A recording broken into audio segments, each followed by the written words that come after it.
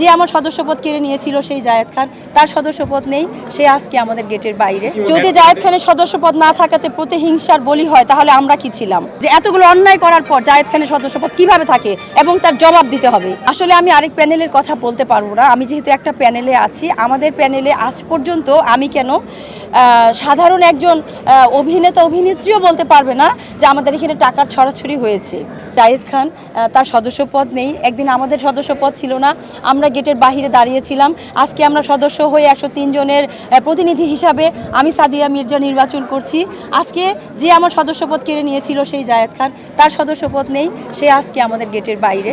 এটাই আসলে ধারের শোধ। আমি সবসময় এই কথাটাই বলি, আমি যা করব প্রকৃতিতে আমাকে তা পেতে হবে, এটা হচ্ছে প্রাকৃতিক একটা শাস্তি। যদি জায়েদ খানের সদস্যপদ না থাকাতে প্রতিহিংসার বলি হয় তাহলে আমরা কি ছিলাম? জাতির কাছে আমার প্রশ্ন, কেড়ে নেওয়া কিভাবে হবে? আমাদের 184 জনের সদস্যপদ বাতিল করা হয়েছিল। আমরা যদি একটা করে দরখাস্ত লিখি তাহলে কয়টা হবে? 184টা হবে। তাহলে 184 জনের সাথে কেউ যদি অন্যায় করে থাকে তাহলে তার সদস্যপদ কিভাবে থাকবে?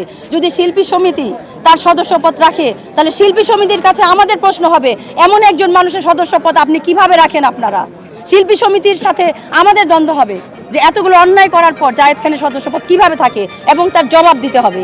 এই জন্য সবকিছু বিবেচনা করে শিল্পী সমিতি তার সদস্যপদ স্থগিত করেছে বা বাতিল করেছে। প্রতিহিংসা না, এটা বিধান অনুযায়ী একটা শিল্পী যদি এতগুলো শিল্পীর সাথে অন্যায় করে থাকে তার সদস্যপদ তো থাকার কথা না। এবং কি আমাদের শিল্পী সমিতির আমাদের সম্মানটা কিসে?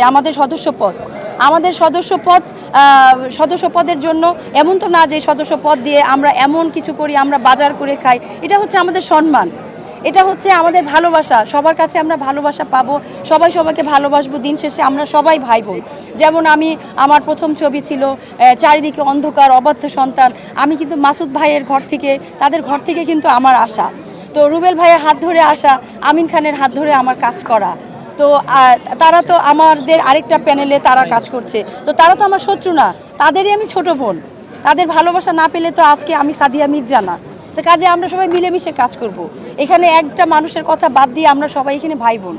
এমন কোনো না যে জায়েদ খানের সাথে নির্বাচনের আগে একটা দ্বন্দ্ব সৃষ্টি করার জন্য, তা না, এটা একটা ভুল ধারণা। এটা আমাদের অনেক দিনের একটা দাবি ছিল যে কেন এরকম একজন মানুষের সদস্যপদ থাকবে। তারা বিবেচনা করেছে এবং জায়েদ খানের সদস্যপদ বাতিল করেছে।